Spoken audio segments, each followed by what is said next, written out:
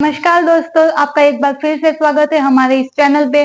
और क्या आपको पता है कि कैसे इंडिया की एक टॉप फूड सर्विस ब्रांड जो कि शुरू में डिस्काउंट ऑफर और फ्री डिलीवरी जैसी सर्विसेज प्रोवाइड कर रही थी, जिससे उन्हें लॉस भी हो रहा था, कैसे आज वो $1 बिलियन कंपनी है। जी हाँ दोस्तों, मैं इंडिया की टॉप फूड सर्विस ब्रांड की बात कर रही हूँ, जोमेटो की। तो इसी के बारे में आज जानेंगे। तो बात है 2008 की, जब जोमेटो के फाउंडर दीपेंद्र एक बेइनन कंपनी में काम किया करते थे, जहाँ पे कैंटीन में फूड आउटलेट नहीं बल्कि उन्होंने मेन्यू कार्ड्स के बुकलेट बना के जगह जगह रख दिए थे। लेकिन लंच टाइम में वहां इतनी भीड़ हो जाती थी कि बुकलेट्स बचते ही नहीं थे। तो फिर दीपेंद्र ने सोचा कि क्यों ना मेन्यू स्कैन करके ऑनलाइन अपलोड कर दे, जिससे उनकी वेबसाइट ट्रैफिक इतनी बढ़ गई कि आईटी डिपार्टमेंट से एम्प्लॉय को आना पड़ा ये पूछने के लिए कि सीन क्या चल रहा है। तब दीपेंद्र ने इस प्रॉब्लम पे डिस्कस किया और उन्होंने अपनी खुद की वेबसाइट फूडी बे के नाम से शुरू की, जहां पे लोग रेस्टोरेंट के मेन्यू ऑनलाइन चेक कर सकते थे।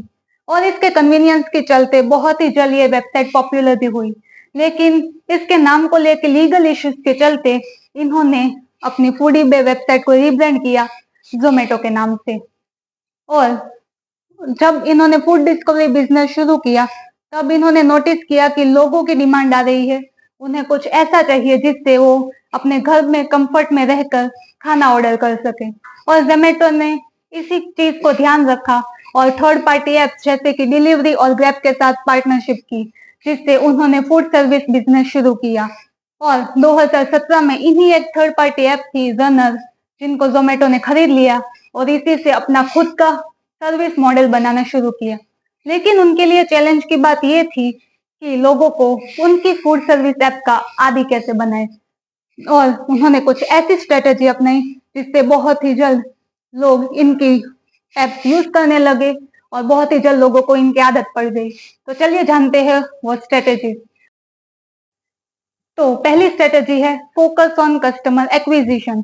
जोमेटो जानता था कि उन्हें पहले मार्केट पे कब्जा करना होगा, तो उन्होंने शुरू में ही फ्री डिलीवरी और डिस्काउंट ऑफर देकर खुद नुकसान उठाया, ताकि कस्टमर्स को उनकी आदत लग सके। क्योंकि वो जानते थे कि एक बार कस्टमर्स उनसे जुड़ गए, फिर उन्हें फ्यूचर में काफी प्रॉफिट होगा।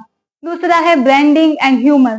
जोमेटो की मार्केटिंग इतनी क्रिएटिव और ह्यूमर से भरी हुई होती थी कि बहुत ही जल्द लोगों के मन में ये ब्रांड छप चुका था। तीसरा है कंटिन्यूअस इनोवेशन। दोस्तों, आज हम सब जानते हैं कि मार्केट एनवायरनमेंट कितनी तेजी से बदल रहा है और कंपनीज को इसी एनवायरनमेंट को मैच करने के लिए अपने प्रोडक्ट्स और सर्विसेज में मॉडिफिकेशंस लाते रहने पड़ते हैं। इसी तरह जोमेटो ने भी किया। उन्होंने बहुत जल्द जोमेटो गोल्ड प्रो, मैक्स और हाइपर प्रो और ब्लिंकिट जैसी ब्रांड फ्यूचर में शुरू की। और चौथा है डेटा का इस्तेमाल। जोमेटो ने अपने कस्टमर्स के ऑर्डर पैटर्न को समझ के और बेहतर सर्विसेज प्रोवाइड करना शुरू किया और नए डिलीवरी जोन भी बनाए। तो दोस्तों, ये तो थी जोमेटो की सक्सेस स्टोरी और कुछ ऐसी स्ट्रेटेजी जिसको अपनाकर जोमेटो आज $1 बिलियन कंपनी है। तो चलिए अब जानते हैं कि आप इस स्टोरी से क्या लेसन ले सकते हैं। तो पहला है लॉन्ग टर्म विजन।